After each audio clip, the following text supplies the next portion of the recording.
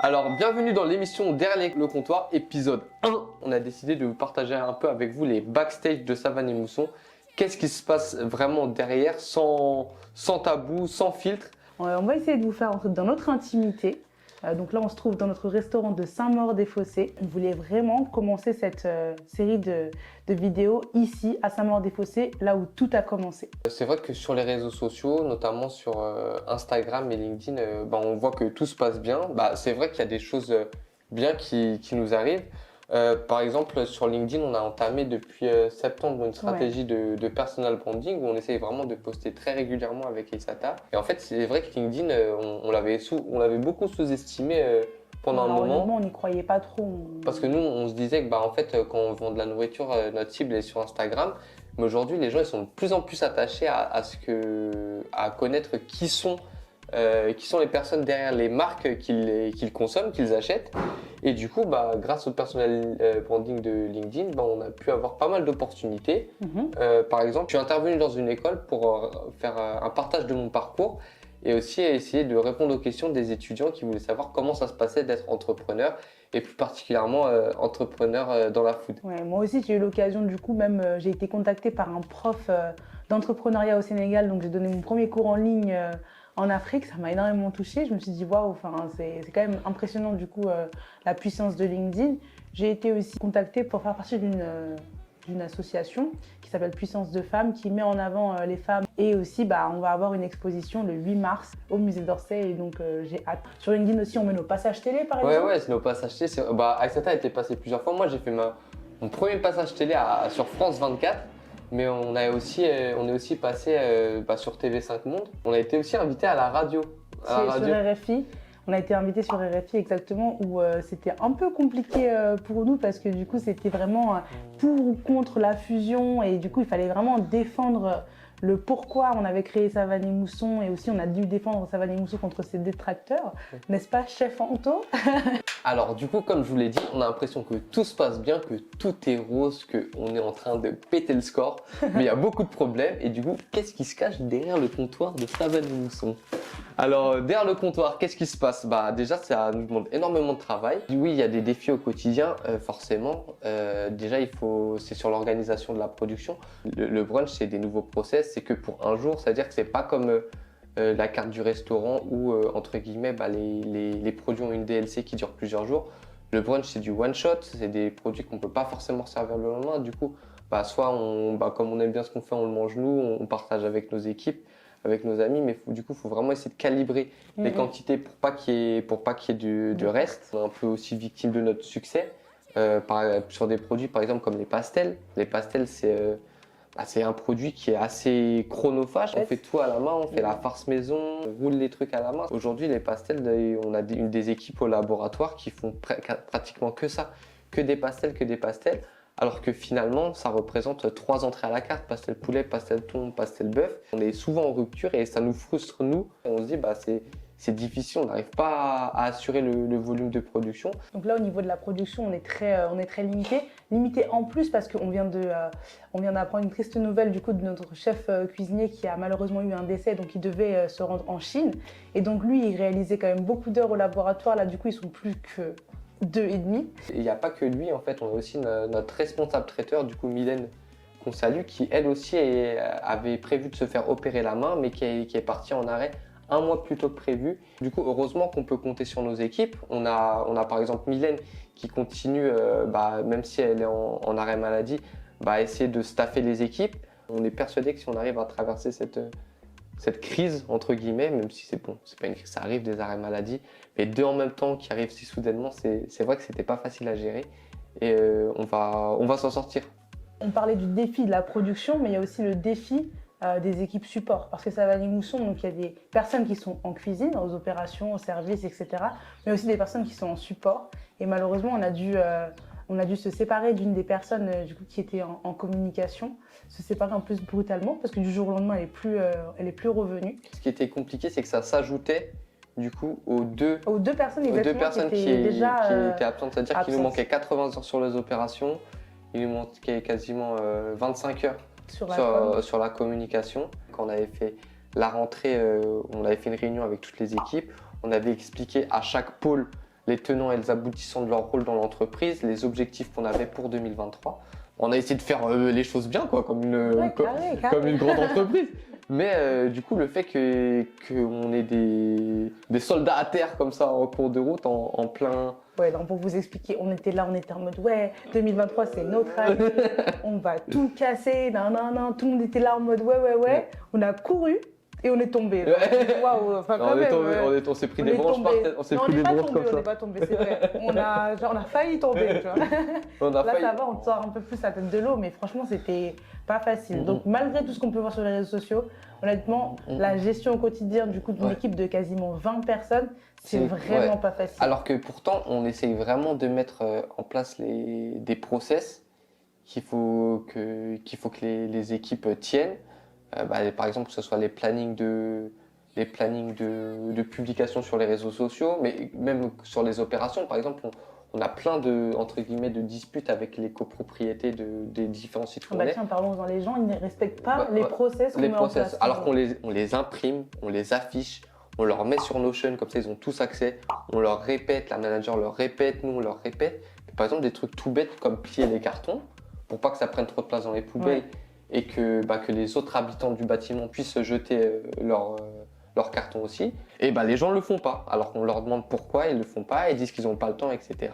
Mais au final, ça nous crée des tensions avec les différentes copropriétés où on est, il faut rédiger des mails, il faut s'excuser, dire que ça ne se reproduira plus, tout ça, alors que pourtant on l'explique, on l'écrit et tout ça, mais les gens n'écoutent pas. Voilà, et entre guillemets, on est obligé de faire la police dans nos équipes, et c'est assez lourd au quotidien, pesant de répéter les mêmes choses. Après, on sait Aïssata, nous on est passé par l'opérationnel avec Aïssata. Pendant un long moment, c'était Aïssata et moi qui cuisinaient, qui faisaient les livraisons, qui faisaient le service. Enfin, on faisait tout. Et du coup, on connaît la pénibilité du travail, mais le diable se cache dans le détail. Ça veut dire que si la mise en place elle est pas faite à temps, les petits retards à gauche à droite, ça perturbe fortement le fonctionnement de l'entreprise et c'est pénalisant pour nous. Un autre défi auquel je pense là comme ça, c'est le défi aussi du recrutement, mais pas du recrutement auquel on peut penser, mais recruter pour pouvoir déléguer des tâches à vraiment haute responsabilité. Parce qu'on a réussi à déléguer avec Julien, on a réussi à trouver des personnes à qui déléguer, les opérations, les fonctions un peu plus support. Mais par exemple, sur les nouveaux projets, comme l'ouverture du restaurant d'Anguin, on ne peut pas recruter une personne pour lui dire voilà, tu vas t'occuper de la décoration du restaurant. Même si on prenait un architecte déjà qui coûterait hyper cher, un architecte d'intérieur, etc. Cette personne-là, en fait, déjà, elle prendrait du temps à comprendre ce qu'on recherche. Sinon, on aime beaucoup le bon coin, ça, vous avez bien compris. L'esprit qu'on a envie de transmettre, etc. Le temps d'expliquer tout ça, on a l'impression vraiment de perdre du temps. Et on ne pourrait pas recruter une personne à qui on pourrait faire confiance. Sur ça, c'est un peu trop compliqué à déléguer, mais aujourd'hui, c'est ce qui nous prend le plus de temps. C'est hyper chronophage de réfléchir à la déco, d'aller sur place, de tester les choses, de prendre des mesures, etc. Mais malheureusement, c'est aussi la partie qu'on kiffe le plus. Nous, c'est vraiment les meilleurs moments. Quand on se rappelle de tout ce qu'on fait avant l'ouverture d'un restaurant, on se dit « Ah ouais, tu te rappelles quand on faisait ça, etc. » C'est encore plus beau quand les clients ils disent « Ah, ça, c'est hyper bien pensé. » Par exemple, tel élément est hyper bien pensé, hyper bien trouvé. Nous, on est content, on se dit ils ont compris l'esprit, la chose qu'on a voulu faire. Aussi, c'est difficile de recruter quelqu'un, par exemple, pour avoir un prêt bancaire. Nous, on fait plein de démarches au niveau de la banque pour pouvoir changer de laboratoire parce qu'on a une stratégie d'agrandissement pour 2024 qui est assez conséquente. On aimerait passer sur un modèle plus axé sur la franchise, et donc du coup il faut qu'on puisse garantir le goût à chacun de nos franchisés, et pour ce faire il nous faut un laboratoire de production qui soit plus grand, plus spacieux, pour qu'on puisse délivrer les quantités demandées à chacun des restaurants. Et ça demande du coup de l'argent, du temps, et du coup de monter des dossiers bancaires. C'est chronophage encore une fois, mais on ne peut pas le déléguer à une autre personne qu'à nous-mêmes. Ça, c'est vraiment des choses sur lesquelles on a du mal à déléguer. Et surtout aujourd'hui, en fait, aussi ce qui nous fait perdre beaucoup de temps, c'est dans les transports, dans les voyages qu'on fait. Parce qu'aujourd'hui, le fait d'avoir plusieurs sites, on a celui de Saint-Maur, le bus AMK2, celui de Bastille, le restaurant d'Anguin aussi. En fait, franchement, j'ai l'impression des fois de passer ma journée en voiture à Ouais. prendre des appels au téléphone parce que je dois aller faire ci là, ça à gauche, ça à droite. Là, par exemple, ce matin, on est à Saint-Maur. Tout à l'heure, je dois aller au bus. Après, cet après-midi, je dois aller à Paris. Bref, on passe notre vie à balader entre les différents sites pour voir si tout se passe bien. Du coup, c'est aussi le métier, hein, mais ça, c'est quelque chose qui prend extrêmement du temps et c'est quelque chose qu'on n'a pas réussi à déléguer. Il n'y a pas quelqu'un qui peut aller contrôler si tout se passe bien. Alors, derrière le comptoir, hein, les noms de l'émission, derrière le comptoir aussi, j'ai l'impression qu'on va assez vite dans ce qu'on fait, parfois un peu trop. Et avant ça, en fait, on n'avait pas l'impression d'aller trop vite, mais là, on a l'impression d'avoir commis un petit peu une petite erreur. C'est la mise en place de l'outil qui s'appelle Choco, qui est un outil gratuit, je le rappelle, qui permet de passer les commandes auprès des fournisseurs hyper facilement et également de passer des commandes en interne des restaurants vers la cuisine centrale. Très bel outil, moi c'était gratuit donc je me suis dit je teste, pourquoi pas. Je l'ai implémenté dans tout le site Savane, dans tous les sites Savane et Mousson, mais aujourd'hui je me rends compte que c'est peut-être une erreur parce qu'il y a un outil qui s'appelle YoKitUp qui a l'air beaucoup mieux et qui est beaucoup plus performant, qui va beaucoup plus loin dans l'analyse même des pertes, des ressources, des stocks. C'est un véritable outil de gestion de stock et qui est connecté à la caisse et du coup, il permet vraiment de voir en fait en temps réel quels sont les stocks à Paris, à Enghien, à Saint-Maur, Et au bus. d'incrémenter et décrémenter. Et d'incrémenter et décrémenter exactement s'il y a par rapport à des ventes, il décrémente les stocks et quand on rajoute de la marchandise, quand on commande du coup, ça rajoute des stocks. Et ça, franchement, j'avoue que c'est ce qui nous manque parce que par exemple, Mylène qui est en arrêt me disait bah oui, mais moi je continue à passer les commandes fournisseurs, mais je me base en fait sur Tariq et Banta que j'appelle en fait. Ce sont des personnes qui sont basées à Saint-Maur. Elle les appelle pour leur demander qu'est-ce qu'il y a dans les frigos, qu'est-ce qui manque, etc. Elle leur demande de faire des pré-listes de courses et elle évalue par rapport à la semaine passée si effectivement elle doit recommander des choses. Mais ça, elle n'aurait pas eu à le faire si effectivement on avait un outil de gestion de stock en temps réel. Et ça, c'est vraiment pour moi une décision que j'ai prise donc d'implémenter Choco, qui était peut-être un peu trop rapide. J'aurais peut-être dû regarder ce que faisait la concurrence et pourquoi une solution gratuite plutôt qu'une solution payante. Et là, du coup, je me pose la question, est-ce que je dois tout transférer mes données de Choco vers YoKitUp, ce qui va me demander encore une fois du temps, qui est chronophage. C'est un nouveau défi aussi pour Savane et Mousson, mais sachez que voilà, quand on met en place un process, il faut... Parce qu'en fait, c'est pas seulement mettre en place le process, déjà c'est long à implémenter pour nous. Oui, ça va nous prendre du temps, à moi et Saïta, de mettre en place par exemple un nouvel outil comme YoKitUp. Donc plus ça s'attaque à moi parce que ça les trucs. Mais en fait, c'est pas seulement le temps. Franchement, si ça nous prenait 1 mois et demi à mettre en place, c'est que tout roulerait derrière, c'est carré. En fait, c'est qu'aujourd'hui, on se rend compte que le fait d'implémenter des nouveaux process au sein de nos équipes, bah c'est pas toujours facile de leur faire respecter ces nouveaux process. Tout à fait. Comme on l'avait avec Sidi et Marie. Comme avec Sidi et Marie, par exemple. Mais pas seulement. Enfin, quand on a mis Choco en place, bah, même aujourd'hui, il y a encore des petits loupés sur Choco avec les équipes de Paris ou du food truck. Enfin, c'est pas seulement mettre en place, c'est assurer un suivi et faire en sorte que ça soit bien respecté. Et ça, c'est extrêmement on se pose la question chronophage. aussi de savoir si, effectivement, le fait d'avoir tout centralisé dans un laboratoire, quand je dis tout centralisé, c'est-à-dire que toutes les courses des fournisseurs passent par le laboratoire de Saint-Maur. Et au laboratoire de Saint-Maur, il y a des personnes qui s'occupent de dispatcher par rapport aux différents sites les différentes courses. Ça, on se demande si c'est pas une erreur. On se demande si ça ne peut pas perdre trop de temps, si au niveau de la logistique, on n'est pas en train de s'éparpiller un peu trop parce que c'est hyper chronophage. Ça demande du coup d'immobiliser une personne sur la journée et aussi ça coûte en temps, en essence. Évidemment, il y a des loupés, comme on a dit. Et là, on est en train de se demander, du coup, si avant l'ouverture d'Enghien, on ne demanderait pas à nos fournisseurs de livrer directement les différents sites. Et ça, c'est une chose qu'on va essayer de mettre en place, on va essayer d'y réfléchir. Mais en tout cas, à l'heure actuelle, on se pose la question de savoir si le fait d'avoir hyper centralisé, parce que nous, on voulait tout contrôler, enfin, je voulais tout contrôler, j'aime tout contrôler. Du coup, à ce moment-là, je me suis dit, il faut que je vois la marchandise, que je regarde les dates moi-même, que je vérifie tout. Mais au final, aujourd'hui, vu qu'on s'agrandit, je ne pourrais pas le faire pour tout. Et du coup, là, on se pose la question si l'hypercentralisation, c'était une bonne idée. Et là, on est en train de réfléchir à comment s'organiser. avant l'ouverture de Enghien. Ouais, bref, là on est à un point un peu critique parce qu'il y a l'ouverture de Enghien et on a des deadlines dans le sens où il faut absolument qu'on ouvre le restaurant Enghien avant que la terrasse de Saint-Maur ouvre. Parce que comme vous le savez peut-être, le restaurant de Saint-Maur, là dans lequel on est, on a un système où on fait emporter et livraison pendant la période creuse l'hiver. Mais entre le 15 avril et le 15 octobre, là où il fait beau, en fait on a une super terrasse à l'intérieur de notre local où il y a beaucoup de gens qui viennent pour se restaurer. Et du coup, réouvrir la terrasse, ça demande une organisation supplémentaire. Il faut remettre en place le process de lavage de la vaisselle, parce qu'on n'y pense pas. Mais par exemple, en portant, on n'a que des trucs jetables. Mais quand on est sur place, il y a de la vaisselle à faire, il faut recruter des serveurs, il faut recruter un cuisinier supplémentaire. Et tout ça, ça demande une grosse orga. Et du coup, on est obligé, entre guillemets, d'ouvrir le restaurant d'Enghien et que son ouverture se passe bien avant de pouvoir rouvrir la terrasse de Saint-Maur. Sinon, on va se prendre les pieds dans le tapis et ça va être assez compliqué pour nous. Et bref, en fait, l'entrepreneuriat, c'est des matins où tu te réveilles, tu prends des sauts de caca dans la tête, tu te dis mais comment c'est possible qu'à 8h du matin, je sois déjà... Non, 8h encore, ça va. 8h, c'est les premières nouvelles. Mais en fait, tu as tellement d'appels entre 8h et 10h, mais déjà, tu te réveilles à 10h, mais tu te dis mais pourquoi je me suis réveillé aujourd'hui? Genre, on t'appelle à 8h, ouais, il manque ça, il manque si. Par exemple, ce matin, on m'appelle, ouais, on n'a plus de bavette, on a vendu trop de bœuf aux oignons au food truck, il faut aller chercher de la bavette en urgence.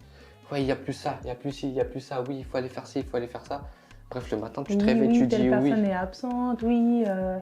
Le MK2, clairement, il y a une dispute avec un employé, il faut venir. Franchement, c'est compliqué. Le matin, quand on se réveille, on se dit, en vrai, il vaut mieux que je dorme et que je fasse comme si de rien n'était, quoi.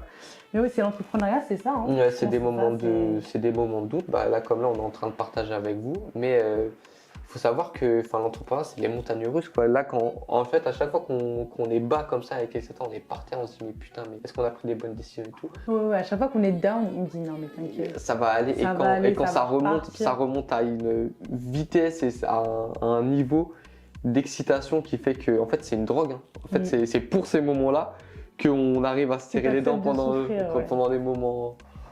Pendant les moments où ça va pas trop. C'est pas que ça va pas, c'est que derrière le succès, il y a pas que. Il y a de la sueur et du sang. Non, c'est clair, c'est pas facile au quotidien. Même si on se développe bien, on se développe vite, on reçoit quand même pas mal de bonnes nouvelles, pas mal d'encouragements, plein de choses hyper positives. Mais malgré ça, il ne faut pas se dire que l'entrepreneuriat, c'est tout beau, c'est tout rose. Et c'est vraiment, vraiment ce qu'on a voulu partager avec vous dans cette vidéo. Pour résumer, est-ce que tu pourrais, par exemple, Aïssata, donner 3 conseils, les enseignements que tu en tires et les partager avec ceux qui nous regardent aujourd'hui? Je pense qu'il faut toujours se remettre en question et ne pas hésiter, même parfois à reculer pour mieux avancer, même si quand vous pensez avoir 100% raison sur une décision que vous prenez. Un exemple tout bête, c'est Choco et Yokitop. J'ai voulu vraiment aller vite sur l'implémentation du coup de ce process-là parce que je voyais que passer les commandes une fois par mail, une fois par WhatsApp, une fois par un autre moyen, c'était pas clean. Et surtout quand moi j'étais pas là pour recevoir la marchandise et que c'était mes équipes qui recevaient la marchandise, ils savaient rien de ce que j'avais commandé. Du coup le fournisseur il pouvait leur donner n'importe quoi et moi je payais des factures sans savoir que je n'avais pas reçu tel ou tel produit. Et pour moi, c'était insupportable. Et Choco me permettait de soulager ma peine à ce moment-là. Du coup, j'ai tout de suite sauté sur l'occasion. Mais je pense que je me suis trompée d'outil et du coup que je vais reculer. Et donc, pour mieux avancer avec cette nouvelle solution. Et toi, Julien, qu'est-ce que tu pourrais donner comme conseil? Moi, je pense qu'il faudrait qu'on forme nos équipes à être un peu plus polyvalentes ou au moins doubler les compétences. Parce que là, c'est un cas exceptionnel, mais le fait qu'on se retrouve sans Lou et sans Mylène pendant un long moment, ça nous met quand même dans le jeu. Hein. Enfin, on aurait bien aimé avoir un deuxième Lou, une deuxième Mylène qui. Alors, je rappelle, Lou, c'est le chef de production de Saint-Maur. Donc, s'il y avait 2 chefs, on n'aurait pas eu de souci parce que un qui est absent, l'autre il prend le relais. Là, le fait qu'il ne soit pas là pendant un long moment, avec Aïssata, on est obligé de retourner au fourneau pour assurer la qualité de la production. Et du coup, c'est. Mylène non plus, elle n'a pas de double finalement. Parce que Mylène, c'est la personne qui s'occupait du traiteur principalement. Et du coup, dès qu'il y avait un événement, elle s'occupait de préparer le camion, de staffer les prestations. C'est-à-dire, par exemple, si une prestation a besoin de 5, 6, 7 extras, du coup, elle les formait, elle les briefait, etc. Elle s'occupait de leur tenue, parce qu'on a des super kimonos quand on est en traiteur. Du coup, elle s'occupait de tout ce qu'il y avait autour de la prestation et surtout, elle allait sur la prestation pour s'assurer que tout se passe bien. Et on n'avait pas de double de Mylène. Et son double, c'est moi, d'ailleurs. Ouais. Du coup, bah, quand Tu ressembles Mylène n'est pas là... tu ressembles pas trop à Mylène. Mais en tout cas, c'est moi son double. Et du coup, bah, quand elle n'est pas là, c'est moi qui dois faire les prestations. Et c'est pas toujours facile parce que ça demande beaucoup, beaucoup de travail.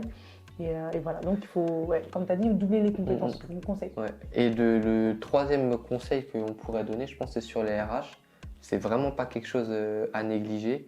Nous, bah, on est par exemple en train de se constituer un banc de touche de candidats. Bah, on s'est fait une base de données de CV de personnes qui cherchent pour pouvoir, bah, on leur a déjà fait un entretien, on a déjà validé leurs compétences pour leur dire que voilà, bah, si jamais il y a un poste qui se libère, bah, on peut vous recruter parce qu'en fait, quand on anticipe, enfin, le fait de recruter à la dernière minute, on est amené à prendre entre guillemets bah, la première personne qui est disponible et c'est pas forcément la personne qui correspond à votre besoin, mais vous êtes tellement dans la merde, vous êtes obligé de prendre quelqu'un qui correspond pas forcément au poste. Et on a aussi pris la décision d'externaliser une certaine partie de nos besoins, notamment sur la gestion administrative. On travaille avec une assistante virtuelle à qui Aïssata a délégué une partie de la RH, à qui j'ai délégué une partie de la comptabilité, c'est-à-dire regrouper les factures et tout ça. C'est un nouveau process à mettre en place, mais au moins on se dit déjà qu'on a tellement de problèmes en ressources humaines dans les opérations, dans la restauration. Si en plus on se prend les problématiques des fonctions support, des problématiques RH, on ne va pas s'en sortir. Du coup, comme les fonctions support, il y a pas mal de fonctions qui sont possibles en télétravail, bah en fait, on a plutôt que de entre guillemets, recruter quelqu'un et surveiller tous les jours qu'elle fasse bien son travail, ce qui en fait prend énormément de temps. On ne dirait pas comme ça, mais quand vous avez plein de gens où qu'il faut surveiller leur travail derrière, bah ça prend un temps monstre. Bah, du coup, on a préféré déléguer cette partie-là à une entreprise externe. Du coup, même si ça nous coûte beaucoup plus cher, au moins les problématiques RH sont son problème. Parce qu'en fait, on a une vie qui n'est pas rythmée. En fait, on n'a pas tous les jours à 10h on fait ça, tous les jours à 11h on est là. Enfin, par exemple, demain à 10h, je ne sais pas où je vais être. Il faut que je regarde dans mon agenda, mais si ça se trouve, j'ai un rendez-vous à gauche, à droite. Des fois, je suis à Saint-Maur, des fois, je suis à Paris, des fois, je suis au bus. Enfin, on n'a pas une routine. Et c'est ça qui est hyper épuisant. C'est épuisant, mais en fait, c'est ça qui est bien aussi dans l'entrepreneuriat. Mais du coup, ça demande qu'on ait quelqu'un qui gère les dossiers administratifs au quotidien, qui ait une routine. Et c'est pour ça qu'on a décidé d'externaliser cette partie-là. En tout cas, j'espère que cette vidéo vous a plu. Donc, c'était le premier épisode de Derrière le comptoir. On espère du coup que vous allez nous poser quand même pas mal de questions en commentaire s'il y avait des choses qui n'étaient pas claires ou s'il y a des choses sur lesquelles il faut qu'on insiste pour la prochaine vidéo.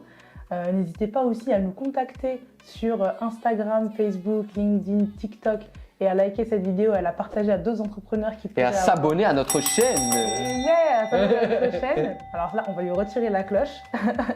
Mais vraiment, c'est un pur plaisir pour nous de partager tous ces petits conseils. Et voilà, on espère que vous serez encore plus nombreux sur la prochaine édition. Et on vous dit à vendredi prochain. Ciao.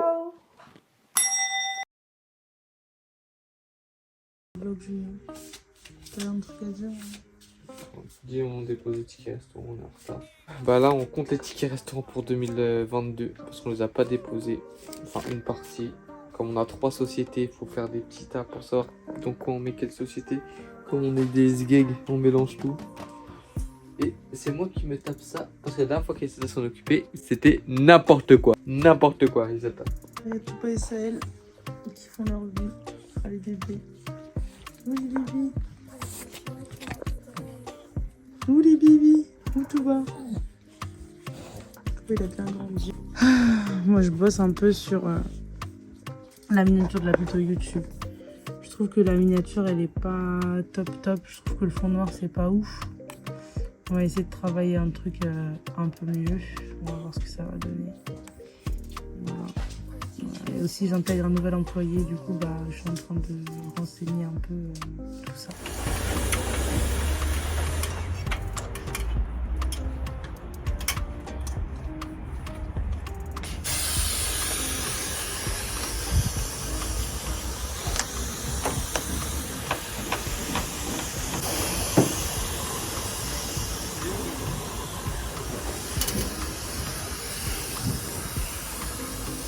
ça.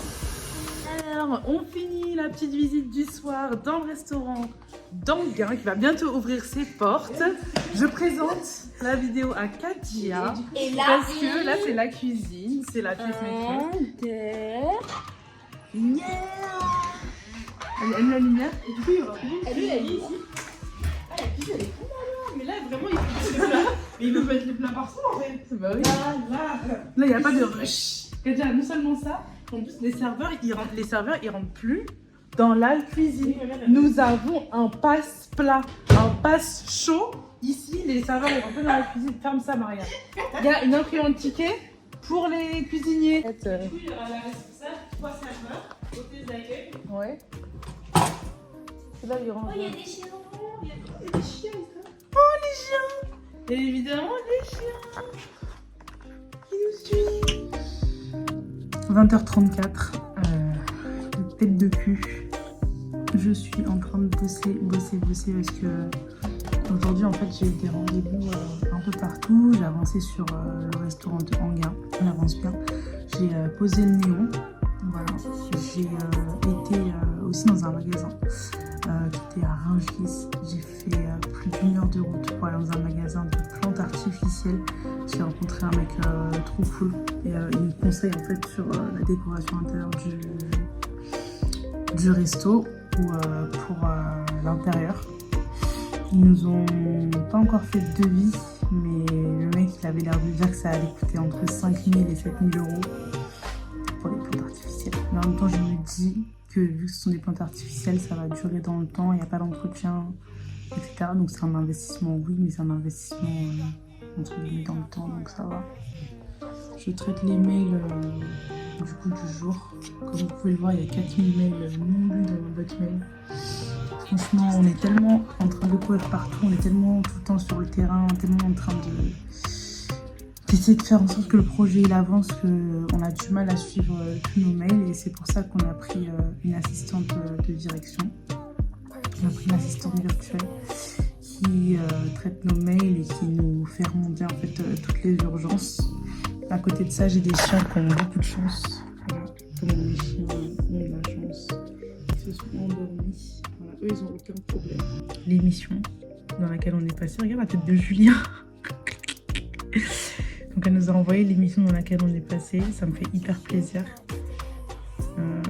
Pour nous, c'est une grosse fierté de réaliser des émissions comme ça. On va mettre le passage qui nous concerne. Donc c'est un concept qu'on a créé, fusionnant l'Afrique et l'Asie et qui se décline selon plusieurs modes de livraison. Donc le restaurant, le food truck. Alors là c'est la fin de la journée. Là je regarde la vidéo du coup de notre passage sur France 24. C'est donc une aventure culinaire, mais aussi avec mon petit monsieur propre. Je passe le ménage. Vous venez d'ailleurs de lancer chez moi de coaching sur votre chaîne YouTube. Quels sont vos conseils à ceux qui nous regardent et qui sont trop contente de voir ça. Je suis trop émue. Julien il est vraiment à fond. C'est un nouveau projet sur 2023. On a eu beaucoup de questions en fait de la part de nos clients ou même des personnes qui nous suivent sur nos réseaux sociaux, que ce soit LinkedIn ou Instagram. Des gens qui nous demandent mais comment est-ce que vous avez fait pour vous lancer?